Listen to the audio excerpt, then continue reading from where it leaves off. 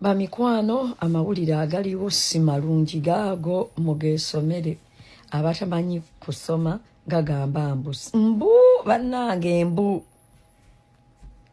nga jambula omanyi mwe bafaani ne baddaihard mugenda mwenna ne mwefuula bagandetedde mu inbox ne baŋŋamba mbu King Saha yagenze japangisiriza Winnie Wamami n'asangayo omusajja omulala mbu n'amutimpula byagweredde ku poliisi na mu ddwaliro biibyo mbu omukyala neighbor wa Winnie mbu nebayingira naye mu nnyumba ye mbu ne bamenyaamenya ebintu bye kati ne neebuuza Winnie asula ku muzigo saabitegedde rangi naye eyo reference gye mulaba neighbor wa Winnie ye yaloopye King Saha mbu waliwo n'omwana gwe baamenya omukono hannange kabaka bulijjo oli violenti nene ekirala Winnie Wamami bwe biba bituufu simanyi omusajja kupangisiriza ati ennyumba n'oleetamu abasajja abalala leka bakutimpuli munaayiga olunaku olwajjo olwa Ssekukkulu King Saha yakubye Winnie Wamami gamba nti King Saha boxed Winnie Wamami. Winnie Wamami was boxed yesterday ahead of Boxing Day. Yes. Agantuuseeko gagamba Winnie Wamami yabadde n'omuvubuka omu TikToker nga beekolaakola ebintu ebitaanyumidde King Saha. Mbu King Saha n'agamba what? Nkusasulira ennyumba ye kambuuze.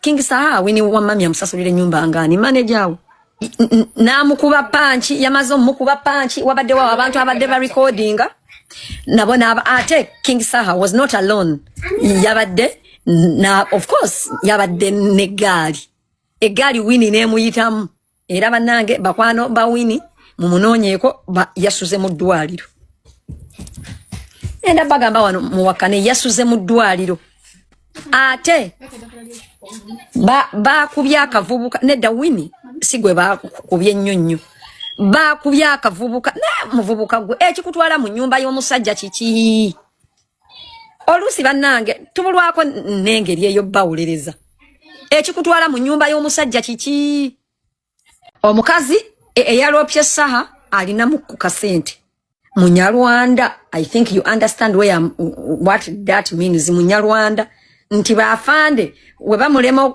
okuba wa sente abawa ekyawakati. So King Saha kyewakoze kirungi naye tokiddamu. We don't agree with the beating omwana ow'obuwala naye omwana ow'obuwala weetegerezemu kuba essaawa yonna. Winnie omusajja akukuba nga tategedde n'ovaamu erinnya kyokka oli muwala muto ate mmwe abaana ab'obuwala abandaba bw'obeera nga there is a specific business gy'okola n'omuntu ow'erinnya. By the way, this is important. Bw'obeera nga waliwo business gy'okola n'omuntu ow'erinnya, be mindful of how you relate with other people because igwe okwekola ebyekisiru is not the problem. But otta brand ey'omuntu omulala akolagana naawe. Oba ntegeerekese. Inti gwe nga gwera you know you have nothing to lose but there is a person that deals with you that has something to lose. So bw'okwata ekkubo nga okola ne serebu omu to an extent that people even think you're sleeping together. I don't even care if you're sleeping together or not. It's your private parts, your rules. Yeah, as long as you are above the age of consent. Naye, this person has a brand. This person has been singing for more than 10 years. This person is actually a revolutionary artist. In short, this person is a family person. This person has wives and children. This person has like a whole clan of worshippers. Mwegendereze. temukola ebyo bintu era nze saha ekyo ekintu kyewakoze nkuvunaana mu mwana wamukubye